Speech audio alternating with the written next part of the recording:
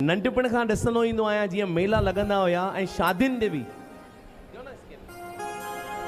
शादियुनि मुरादियुनि ते बि जेसिताईं घर मां झूलण जो बहिराणो साहिबु न निकिरंदो हुयो तेसिताईं दिलि ख़ुशि न थींदी वॾड़नि जी। असांजे वॾड़नि लाइ तारियूं हलायो।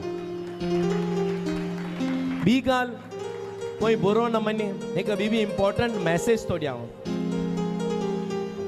हे जेके जाम माण्हू जेके असांजूं रस्मूं आहिनि न, के लोला पचाइण वारियूं, थदड़ीअ करण वारियूं, सिरादनि जूं जेके आहिनि, जाम माण्हू लाइ छॾींदा आहिनि।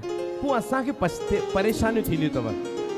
त जेतिरो थी सघे जेके असांजूं तव्हां सभिनी जूं वॾियूं असांजूं मम्मियूं ॾाॾियूं, मुंहिंजे घर में अॼु बि सभु वार मुंहिंजी मम्मीअ खे यादि आहे। जेको जेको असांजी मुंहिंजी ॾाॾी कंदी हुई, मुंहिंजी मम्मीअ खे सेखारियो सॻड़ा छोड़णु। छोड़ींदा आहियो?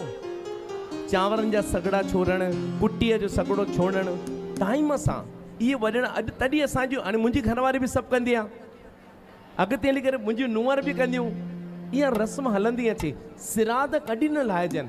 भले वॾड़ा तव्हां गयामा थी अचो, 5 मिंट वियो, वॾे तव्हां भले तव्हां गयामा थी अचो, पर उन्हनि जी यादि में अगरि न्याणी बि घर में खारायव त कहिड़ो हो आहे।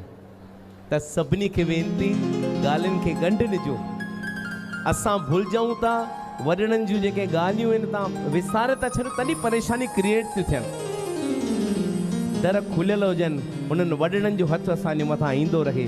उहो सिराद हुजे ऐं घर में सभु ॼणा वेठा हुजनि, मतां मालिक उन वॾड़े खे बि मोकिले बि वञी आसीस करे, भाई तुंहिंजे नाले जा भंडारा था हलनि। थी सघंदो आहे नी? त बिल्कुलु झूलण जी जोति बि हर घर मां जगणु खपे। बहिराणो साहिबु घर घर मां अचण ई खपे। जंहिं जॻाई जोति लालण जे तंहिं